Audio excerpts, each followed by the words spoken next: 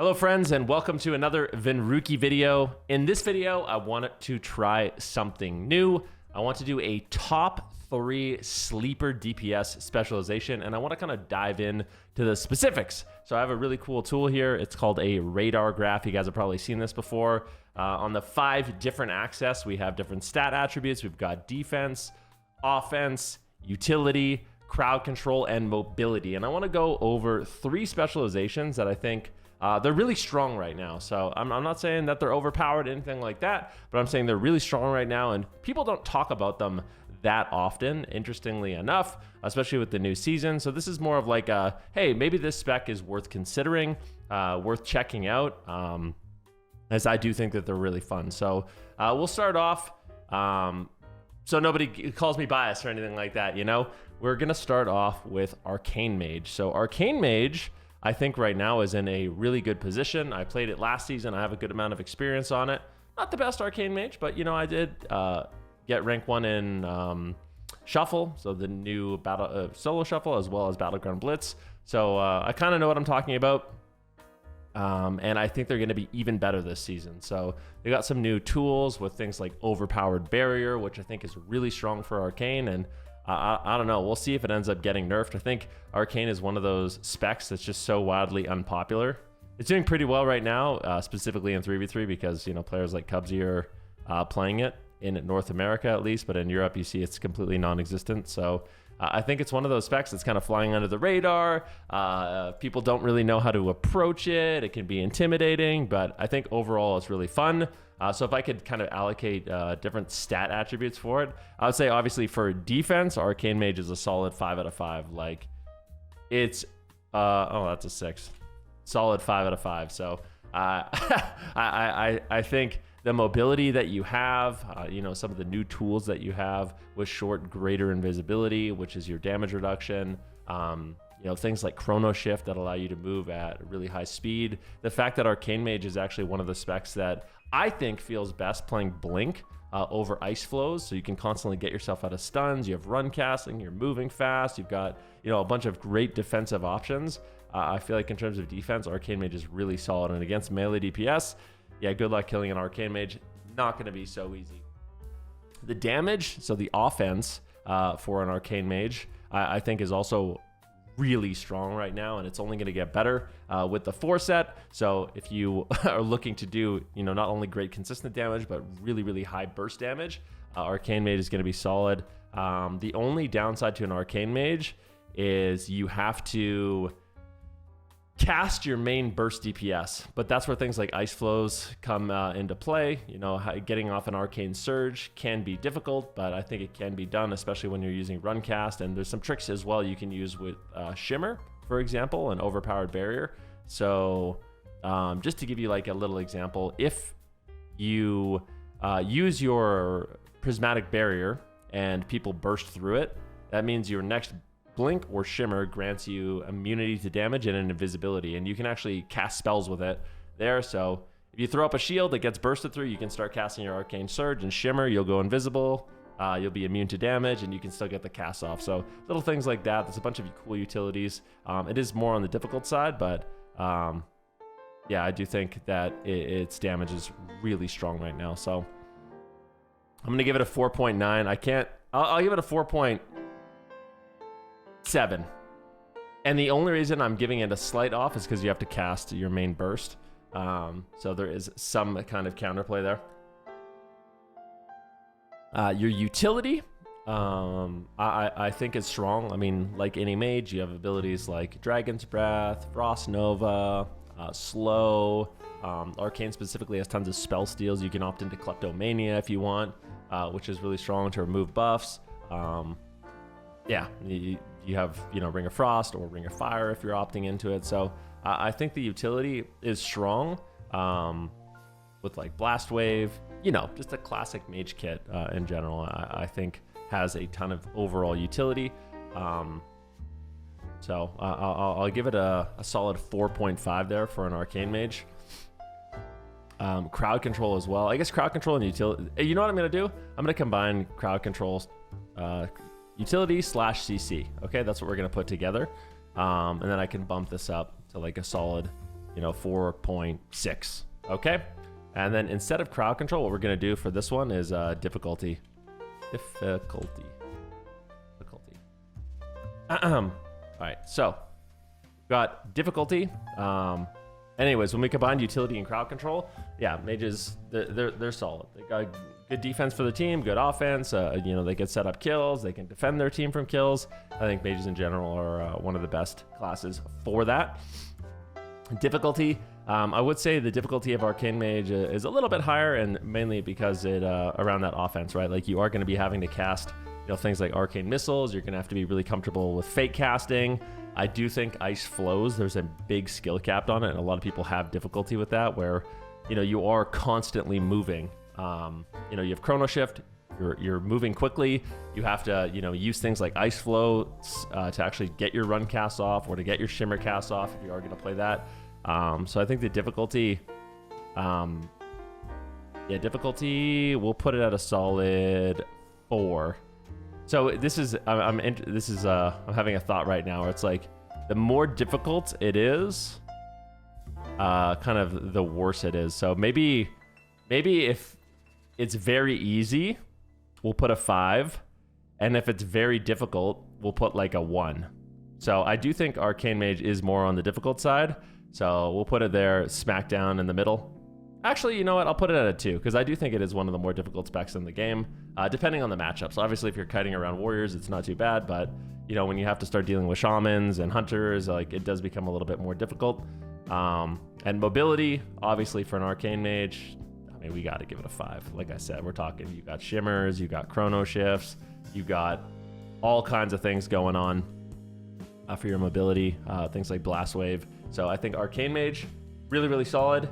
Great pick, and right now I would recommend it to people. If you're trying to get into Mage, even though it is more on the difficult side, Arcane Mage feels very rewarding, and it's a super unique kind of version of Mage. And I think right now, Arcane is probably the most fun it's been since Legion. Everyone talks about Legion Arcane Mage. Now, I know Zico, he talks about it constantly as well, but I actually think Arcane Mage might be more fun right now than it was in Legion. So that's kind of where I'm at. The only really weakness of the Arcane Mage is it is a little bit more difficult to play. So you do have to play around that. But overall, really solid pick. And not that many people are talking about it because it is a little bit more difficult. So that's Arcane. And all right, next up. All right. Whew. This is a spec that is actually not doing too bad. So I don't want to say this is like a sleeper specialization, but I feel like people don't really talk about the specialization enough, and that is Shadow Priest. Now I got to mess around on my Shadow Priest a little bit. I do want to say with Shadow Priest, the problem I have with Shadow Priest is that, actually I don't want to spoil anything, so I'll tell you my problems with Shadow Priest after, but let's just go through these charts and I can explain why I think Shadow Priest is really good, although it can be frustrating to play. So defensive Shadow Priest is really, really high. I would say the only weakness is certain classes. I think warriors, especially Fury warriors, things like Windwalker monks, Windwalker monks and Fury warriors, they kind of just eat you alive. Things that have really high uptime on you and really high consistent damage, I think can just eat Shadow Priest alive, but they are pretty good with dealing with burst, with things like Fade.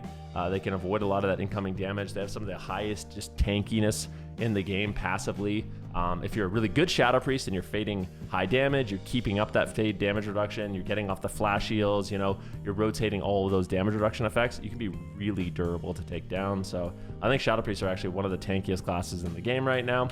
So I'm going to give it a solid 5. I'm going to max it out on that one. Defense overall, I think is really good. You got the lower cooldown on dispersion if you need it. And yeah, good Shadow Priest can be really hard to take down. Only problem, once again, is I feel like you're kind of at the mercy of your healer a little bit. If you don't have a good healer, it can feel really bad, you know? If you have a really good healer backing you up and you're keeping up your damage reductions, then you're going to survive a long time. If you don't have a good healer and maybe you're in solo shuffle and people are throwing and not using cooldowns, then you're going to die really quick. But, you know, what can you do? I'm not going to grade a class based on that. I think offensively right now, Shadow Priests are really good. They do some of the highest damage in the game. Consistent damage is good, but their burst damage is even better when you're getting those big Void Torrents off. You know, loading them up with Devouring Plagues, you get Psi Fiends, you have Power Infusion. Like, you can do a ton of damage on Shadow Priest. So I think their damage is sky high. I'm going to max that one out as well. Similar to Arcane Mage, unfortunately, you do have to cast some of those spells. So I'll put it a little bit lower. I don't want to be biased. I'll put it a little bit lower. Because you have to cast like your main burst cooldowns. Luckily, you can run cast the Void Torrent, which is nice, but yeah, Shadow Priest damage overall, really solid. Utility and crowd control, I think this is another strong point for Shadow Priest. You know, you have 3 instant crowd controls with the AoE Fear, Silence, as well as that Psychic Horror to slow the enemy down. And then in terms of utility, you know, you have things like a Life Swap for your team. You have Mass Dispel to get your healers out of crowd control. You know, you have Offensive Dispel. You know, things like Grip, which is really good. Sip of water real quick. Yeah, Leap of Faith. There you go. Leap of Faith. So I think utility and crowd control is one of the strong points for Shadow Priest. Mind control too, if you really want to use it. I'll put it at like a 4.7. Difficulty, I think Shadow Priest has a very high skill cap, like really, really high skill cap. So I think similar to Mage, one of the reasons why or similar to Arcane Mage, one of the reasons why not that many people play it at kind of like a lower level is it can be more difficult to play. You are going to be the target 99 times out of 100. You're getting trained. So if you're not good at dealing with interrupts, you're not good at fake casting, you're not good at rotating through your different trees, you're really going to struggle on this one. So I'm going to put it, you know, at like a 2, similar to how I had Arcane, like a 2.5 maybe.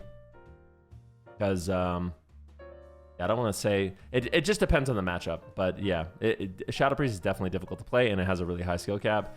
The other kind of weakness of Shadow Priest is its mobility. So let's be completely honest, Shadow Priest mobility is garbanzo beans. It's just not good. It's got some of the lowest mobility in the game, and it's personally why I don't find it that fun.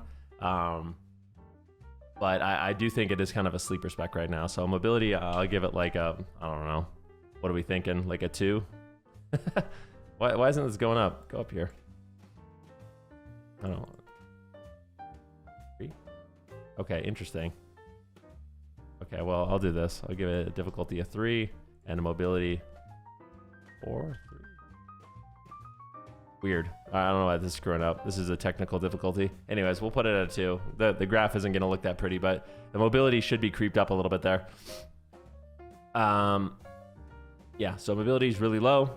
You do have Fade, which is good for removing snares and you know, avoiding crowd control, which is kind of cool. You can use Shadow Word Death to avoid crowd control, but your actual ability to maneuver around the map is some of the worst in the game, unfortunately.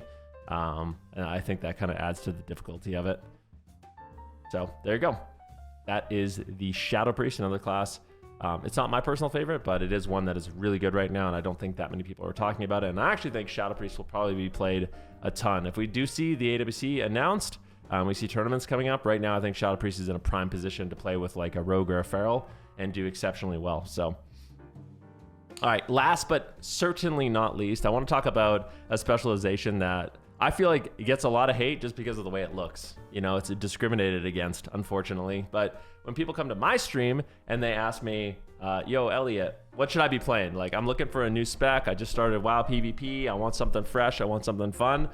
Oh, I got the spec for you, and that is the Devastation Evoker. I think Devastation Evoker right now is criminally underrated. I think it's a very strong.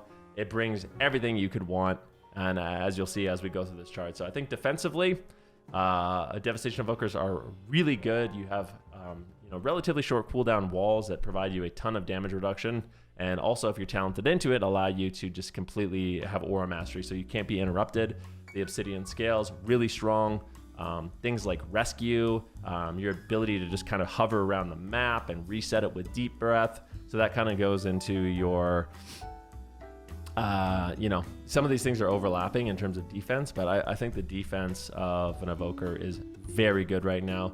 The only kind of weakness is you have a shorter range, so you do have to push in a little bit more, but I think when you're fighting good Devastation Evokers, especially ones that end up using like Time Skip or Time Stop, are really just super hard to take down. So yeah, I think defensively, Devastation Evokers are really good. Offensively, they're also really strong. I'm sure you have nightmares of dragons, deep breathing your team, going in for, a Dragon Rage, Tip the Scales Fire Breath, Eternity Surge is critting, sometimes up to 3 million at the moment, and Disintegrate just is basically an AoE laser beam to take down your whole team. So I think offensively, it's also going to be sky high. I think that's one of the strong. If I could actually, I want to put it at like a 6, but we'll keep it at a 5 to be fair. So yeah, defensively, I think they're solid. Offensively, they're also really solid. Utility and crowd control is another fun one because you do have rescue to maneuver people around the map. You have, things like cauterizing flame to remove bleeds and diseases and hexes, which can be strong. It is on kind of a longer cooldown, but still really fun. You have great crowd control with your deep breath, the AoE stun the team. They actually gave Evokers spammable sleepwalk now, so similar to like a warlock or a mage, you can spam out that crowd control, which I think is really, really effective, and I think people are starting to utilize that a little bit more. And it is really strong in certain situations. An Evoker can really, or Devastation Evoker can really take control of the game. So I think in that regard, I think they're super solid too. We'll give them like a 4.5. The difficulty, this is where I think the Devastation Evoker kind of shines over Arcane and Shadow Priest, is I think the difficulty just isn't. It's much more approachable, let's just say that. Like, the fact that you have pretty much permanent run casting, when you want to do damage, you can, make yourself take less damage and also just be immune to interrupts.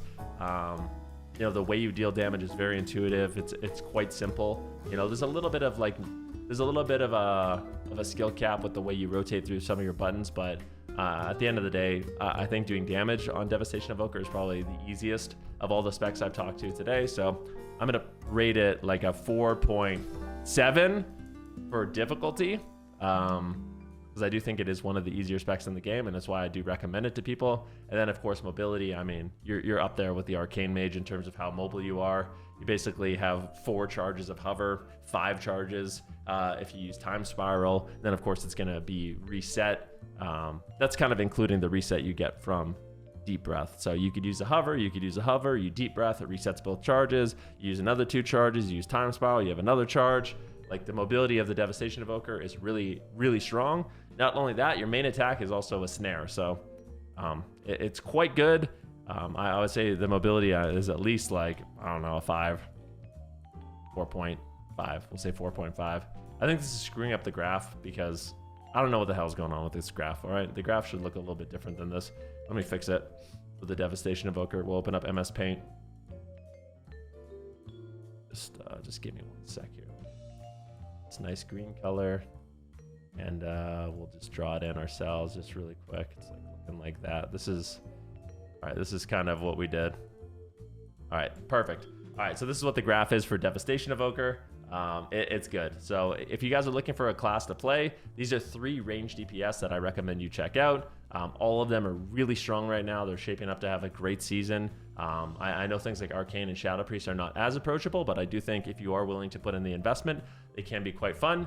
And then, of course, Devastation Evoker is like my #1 pick for people that want to get into a range DPS.